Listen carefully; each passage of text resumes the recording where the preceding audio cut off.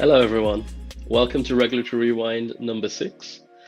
I hope you're all doing well and thank you for joining us. Unfortunately, Chrissy's not feeling well this week, but she'll be back soon, we hope. And this is a timely occasion to tell you that we're all lawyers, but we're not your lawyers. So none of what we're about to discuss is advice, legal or otherwise. And this week we're focusing on the regulatory landscape in the US, almost 2 months into the new Trump administration. It's safe to say there's a lot going on. And with that, over to Gustav for a deep dive on the US and how the powers of the US government are shared. Gustav? Hello, thank you, Jamil.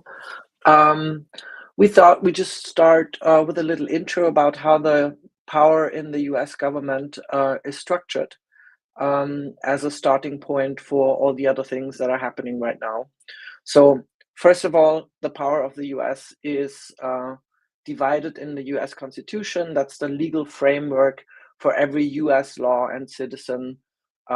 It's outlining the federal government and its role with states, citizens, all people. It's written in 1776 and has 27 amendments, with the first 10 known as the Bill of Rights.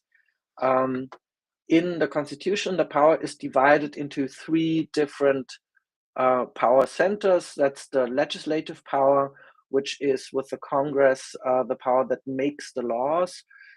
There's an executive power with the presidency that enforces the laws, and the judicial power with the Supreme Court that interprets these laws.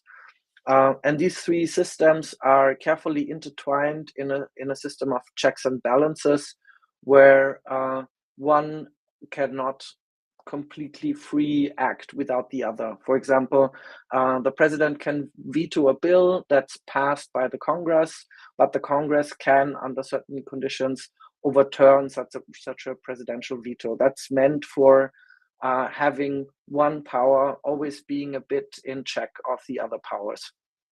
The federal government is the power that is stated in the Constitution for all the states, and it makes decisions, for example, on the military, federal taxes, printing money, and regulations on trade between the states.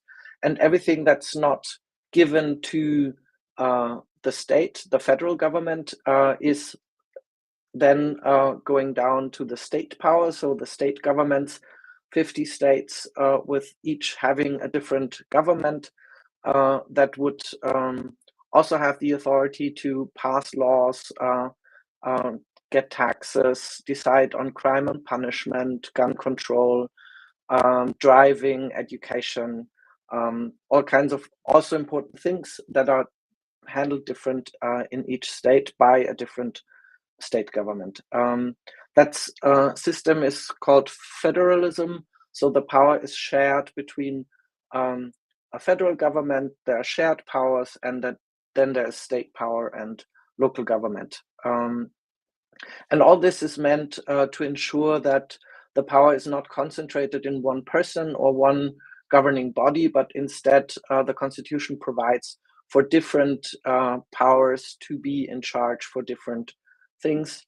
And that's basically what all the power moves that we see in the US currently going on are based on.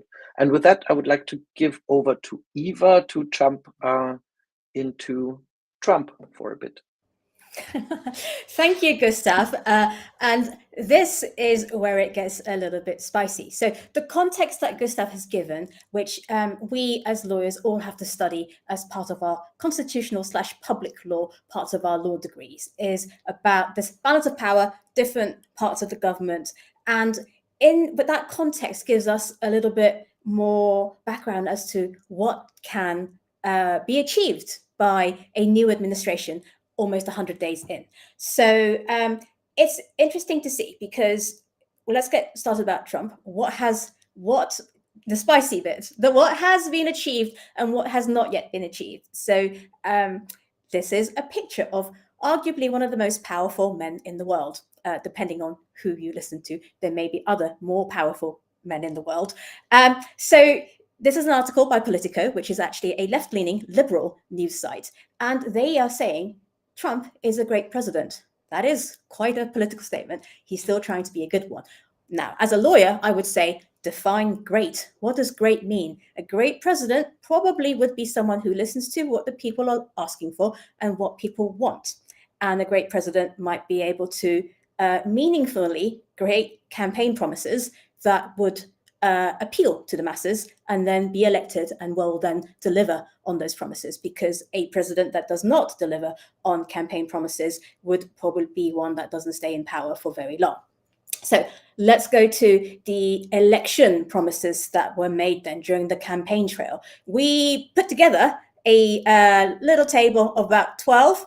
And instead of showing you the 12 that we had, which we were ticking off within the first day and consequently up until even today, it might be easier just to show you a couple of images of the things that have been achieved and haven't been achieved. So first of all, Gary Gensler was one of the promises that he would be made redundant or asked to leave, but he resigned on day one. And then Ross Ulbricht, he has also been freed, which was also one of the campaign promises, and making crypto a national priority. Now, this is an exec order that came out on January 23rd. So there's the fact sheet, the executive order establishing United States leadership in digital financial technology. That was another campaign promise. Now, the next campaign promise is around building Bitcoin strategic reserve, which Gustav will talk a little bit more about shortly. And there is also the cancellation of the SAB 121 accounting rule, which was also achieved. Then there was the crackdown on crypto by the SEC actions. Now, some of those have been dropped. A large number of those have been dropped or paused or are no longer proceeding in other ways. So these are all good ticks. And then the next slide is on legislation. Now, a lot of the promises have been achieved from the executive perspective, but not necessarily from a legislative perspective, because it still requires two houses, the House of Representatives and Congress, to actually look at the bills and pass them. So the bills themselves have yet to be drafted. So we've seen the Genius Act being talked about. We've seen Cynthia Lummis talk about another act, and Fit 21 being redrafted. And it is also the case that I would say, question mark, is the friendlier legislation here yet? It's not in a executive's control to do that. To dominate Bitcoin mining was another one. So that picture is him at the Bitcoin conference last July. It is an exec order, but it's not clear how this broad promise would be achieved. Saving self-custody. I had to dig around for this one, and I've circled a bit of the executive order that talks about self-custody, but there's not a lot of details about how that would work. Next slide, please. So the next one is about banning CBDCs. So that is a clear one, and we've talked about that. That is tick. It has been banned by an executive order. Ending Operation Choke Point. This is also a bit of a tricky one to say yes or no, has it been achieved? But there has been an executive order, and there has also been a further news last week, which Jamil's going to cover from the OCC. Finally, a digital bill of rights. Again, this is much broader than just blockchain and crypto, but arguably it is something that will be part of the legislative process. So legislators require a lot of education, and it will be some time before we see that legislation. And until such time, we will still have the same situation where we have a lack of regulation and judiciary and executives being the ones who are going to have to keep working at it in the US as we go along. I would then move on to some other things that were not necessarily promised, but are notable since the new administration has been in. So we've got the crypto task force that's been put in place and is being led by Hester Peirce, who is seen as a pro-crypto commissioner. And they've got a meeting on the 21st of March, which is meant to be a very significant one. We've had the very first inaugural White House Crypto Summit last week, and we've had a new task force they've renamed an agency called the Cyber and Emerging Technologies Unit, which is more about looking at crypto fraud rather than enforcing actions in crypto. And finally, the DeFi trader rule has been is in the process of being repealed. So those, we would say, are some big additional wins outside of the election promises. Moving on to some of those SEC actions, I just wanted to show you a slide of some of the big logos that have been in dispute with the SEC, and these are no longer at risk of SEC actions. And I will now hand over to Gustav to talk about the Strategic Bitcoin Reserve in more detail. Thank you. Thank you, Eva. Yes, I wanted to talk a bit about the Bitcoin Reserve because it has been discussed very intensely in our ecosystem, or in all the crypto ecosystems, and it seems there's a lot going on. So on March 2nd, Donald Trump announced on social media that he will have 5 digital assets in the new US Strategic Reserve, meaning that Bitcoin, ETH, Ripple, Solana, and Cardano would form that strategic reserve. And just with this announcement, Bitcoin rose over 11% and ETH even 13%. The total cryptocurrency market increased by 10% as a consequence of this announcement, which is quite surreal. And then a few days later, March 6th, the White House published a mandate by Trump to establish 2 distinct reserves for digital assets. One, the Strategic Bitcoin Reserve, and the United States Digital Asset Stockpile.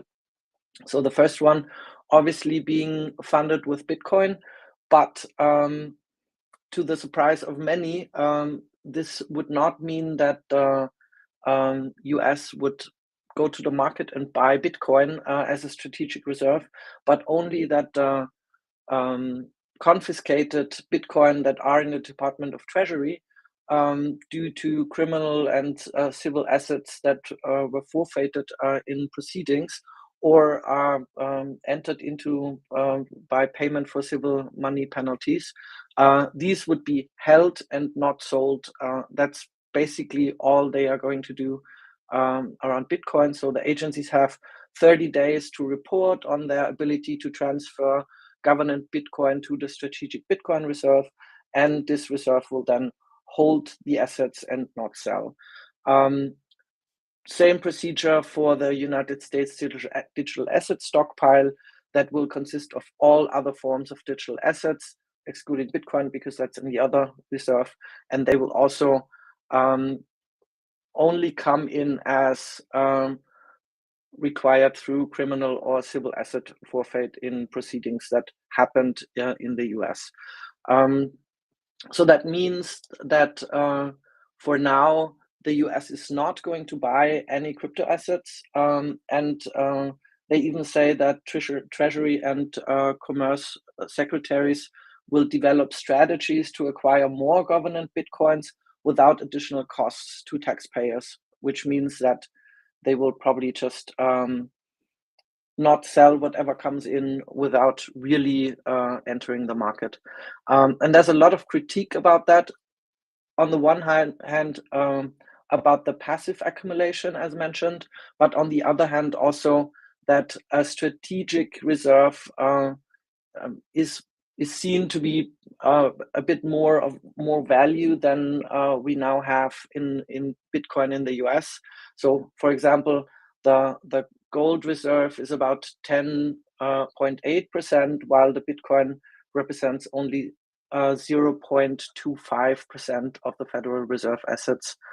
And it seems as a consequence of that many investors that have been jumping on Bitcoin in the hope that the Bitcoin will probably go up because the White House will decide to buy Bitcoin are now reconsidering their their investments, and the price immediately dropped to around 80,000 US dollar, with approximately 70% of all sellings from investors who bought within the last 3 months.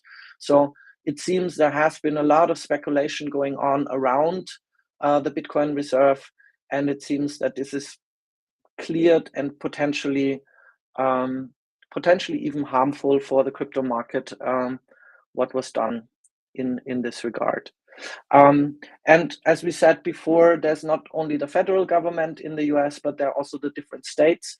And for example, the Utah Senate passed a Bitcoin bill that was also anticipated to include a strategic Bitcoin reserves for the state of Utah.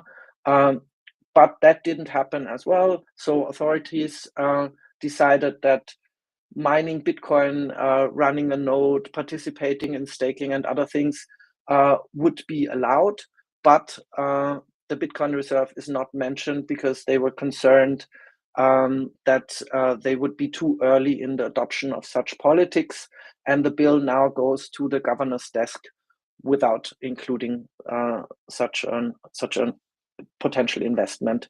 Other states like Arizona and Texas are also considering to establish a Bitcoin reserve, but we are not yet sure how this will continue. And with this, I would like to give over to Jamil. Thanks very much for that, Gustav. Just before I dive into the next story, I just wanted to check in with Eva as to whether she had any thoughts about that story you just mentioned, Gustav. Eva? Yeah, thanks, Jamil. And Gustav, so I mentioned earlier there was a act that was being proposed by Cynthia Lummis, and that is in fact a Bitcoin, it's called the Bitcoin Act.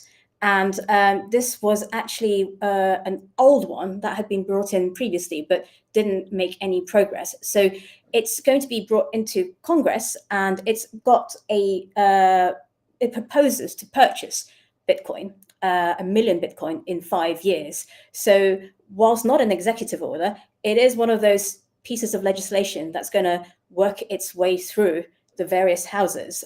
So going back to the point, what has been achieved and the separation of powers from the executive side, some things have been achieved. From the legislative side, things are still going back and forth a little bit, and it will take some time. So it isn't all, it's not just what the president and the executive can achieve, but it's also the more holistic picture of what else is going on. So we'll keep our eyes peeled on what's in the strategic reserves, whether it's Bitcoin or other coins. Back to you, Jamil, on the OCC. Thank you. You have a really important context there. So the OCC stands for the US Office of the Comptroller of the Currency.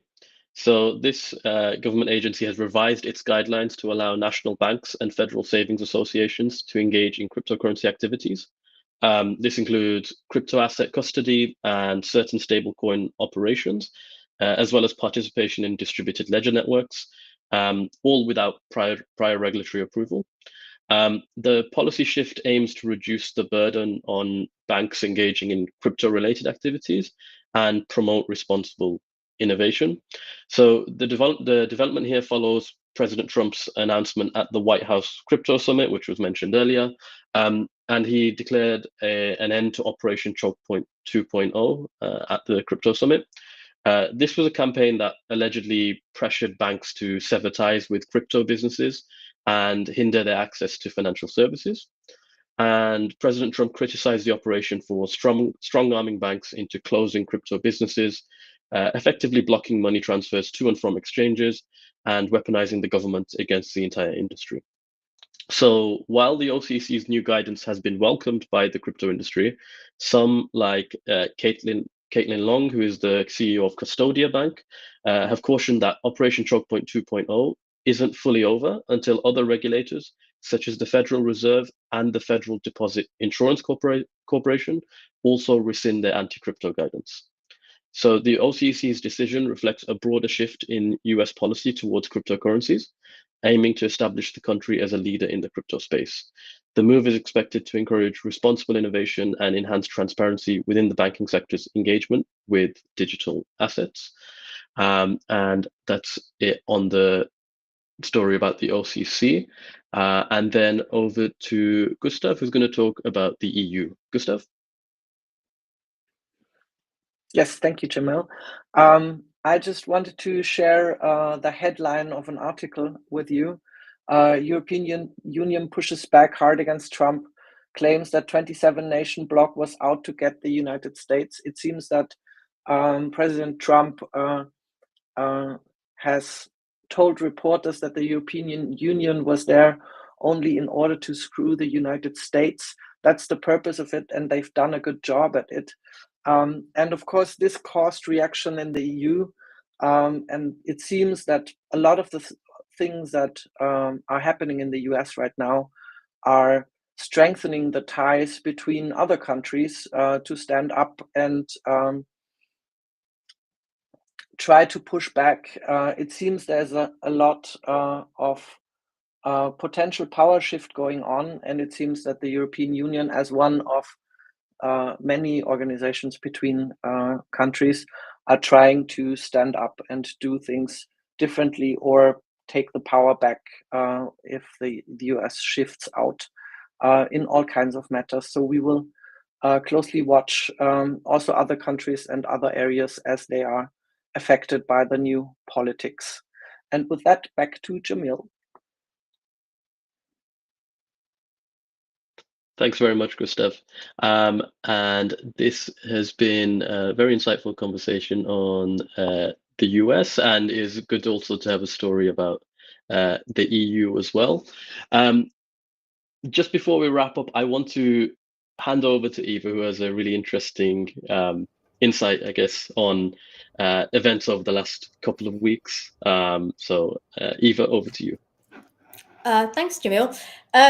I like the fact that you're calling it interesting insight. I call it a tinfoil hat moment because this is maybe an opportunity to allow us to share some thoughts. Some might call it tinfoil hat, some might call it thought leadership. I call it what's going on in the minds of a parity lawyer early on a Monday morning when they're walking their imaginary dog along a beach.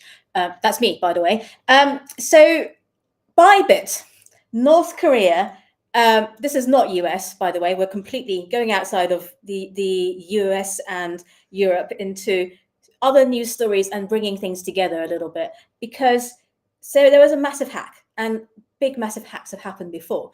They resulted in Tornado Cash being sanctioned by OFAC. Those sanctions have now been reversed because it was seen that immutable smart contracts couldn't be sanctioned like property. So, but that was because of a big hack. I mean, because of bad people doing bad things, if you define North Korean hackers and the Lazarus Group as being bad. So it's interesting because there's now news about, at first the reaction is, oh my God, how did they do this? Security, everyone's trying to make sure that all their security is as top-notch as possible. Anyone with a good, sensible security would have been doing that from an operational perspective. And then also the kind of analysis that's coming out now is, well, how are they going to launder this money in order to use it? And that always makes me think, because AML and privacy and Web3 principles and encryption, like I mentioned last week about the UK government and its campaign to get Apple to build encryption backdoors on its ADP service tool, means that this is another news story that on the face of it may not necessarily have direct impacts on everything that we do on a day-to-day basis, but there may be other impacts, such as it could be quite interesting to know how they're going to launder this money. Is it going to have an impact on more governments pushing for encryption backdoors? And is it going to have an impact on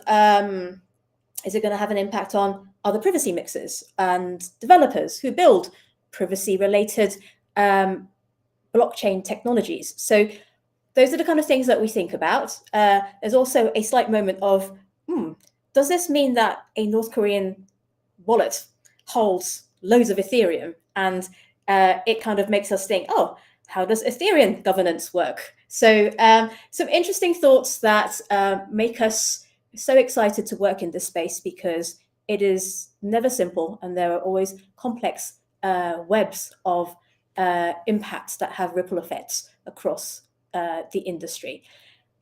So with that, if anyone else in the Parity Legal team has anything they want to add to that, feel free. Otherwise, I will hand it over back to Jamil. Did you have any thoughts on that, Gustav or Jamil? I was just going to reiterate and highlight something that Chrissy said a few weeks ago, that AML is not going away and KYC is not going away. Especially when we think about, these hacks getting larger. It seems this is one of, the biggest hacks on record.